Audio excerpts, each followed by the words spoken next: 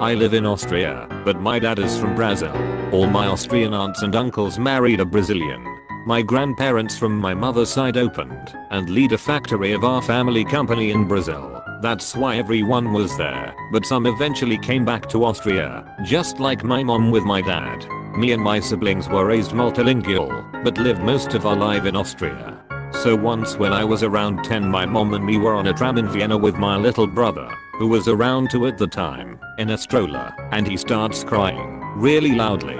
Then one Brazilian lady starts speaking really loudly and in an obnoxious tone something in the lines of, "Well, these European folks don't know how to treat their children with love. How can someone be so cold and unaffectionate to a child as to let them scream without taking them out of the stroller and holding them?" We were standing BTW. There was no seat big enough at the time where we could leave the stroller, so I was getting worried we were doing something wrong. I wanted to comfort my brother and get him out, but my mom stopped me and really loudly said in Portuguese, "Leave him. It is too dangerous to take him out of the stroller while we are standing here and the tram is moving."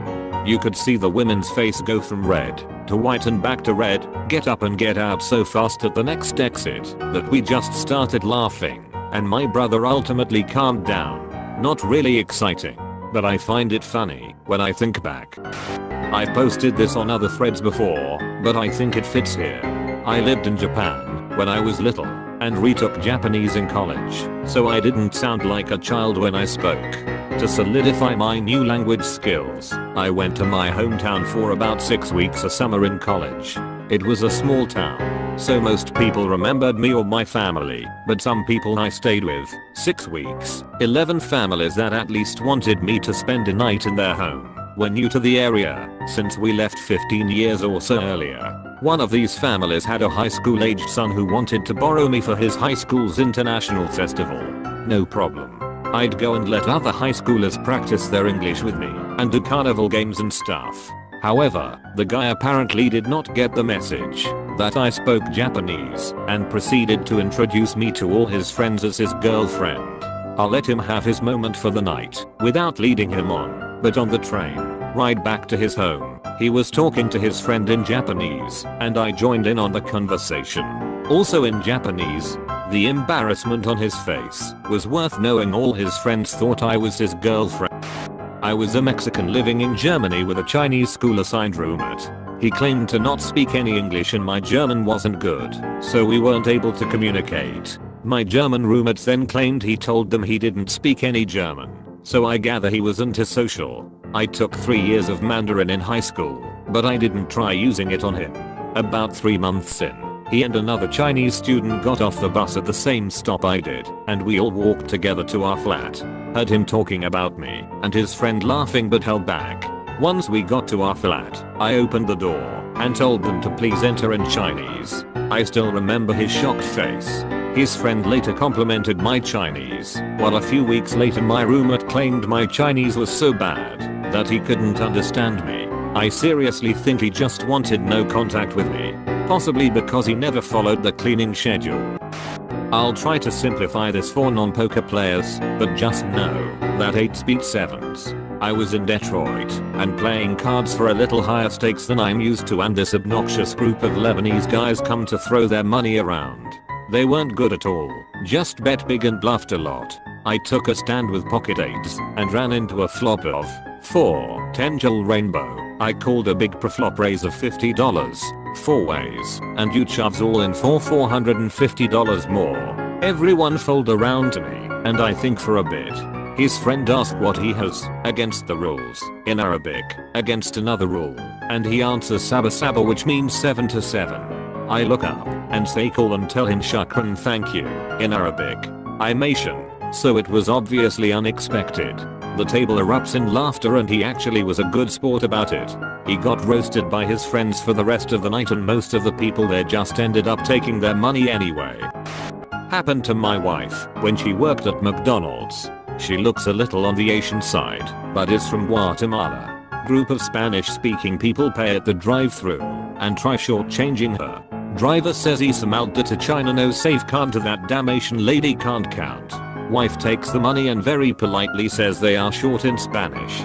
Driver turns red while passengers couldn't stop laughing. When I was in Romania, as a Hungarian, I went to buy some food in a small town.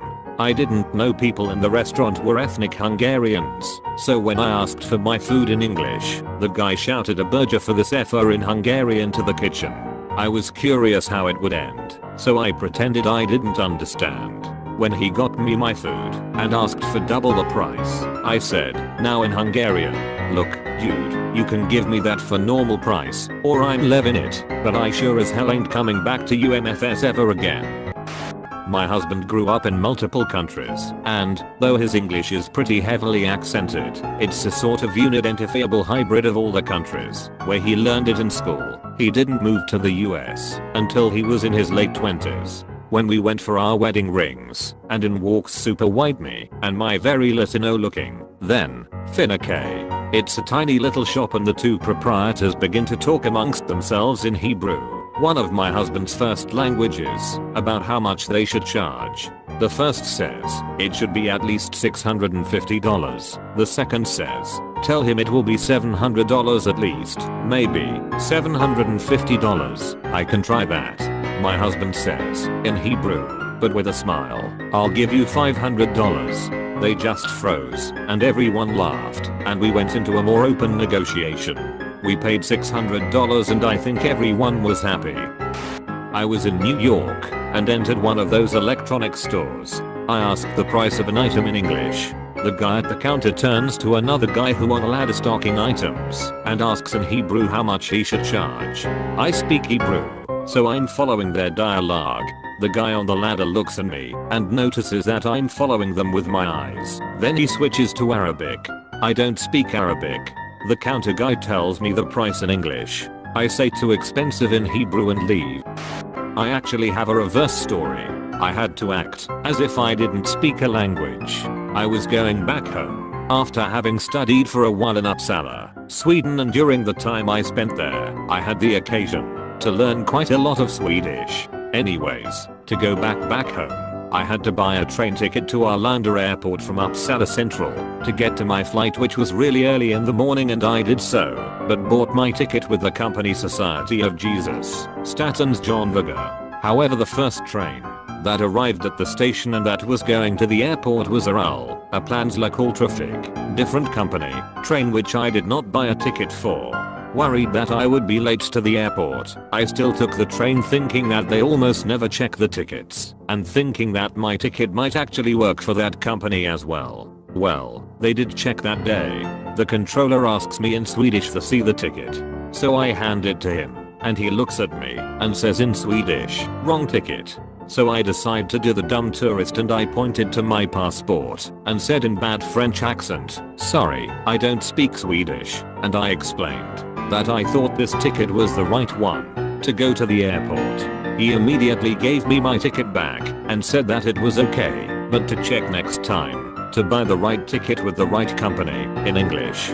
So I got off without any fine or anything like that because I faked not being able to speak Swedish. I still feel bad about it today. If the controller that met me that day is readying this, I just want to say, takoch FRL. Some workers at an airport restaurant were saying very inappropriate things about my sister in Spanish. The women were criticizing her appearance, arguing with the men, who were saying very inappropriate observations about what she was wearing and what they would do to her. I ordered in Spanish. Workers all went silent and looked stunned. I asked detailed questions about the food/menu in Spanish so that they understood I knew everything they were saying. I gave her my credit card, but she never swiped it, and a $40 airport meal was free. So at the end of the day it was a win. I only speak one language, but was training this guy on it till a few years ago, and there were two French girls chatting in French and suddenly he got a huge smile and said mercy to the girls. One burst out laughing, and the other one turned bright red. Turned out she was talking about how hot she found him. I'm born to Russian immigrants.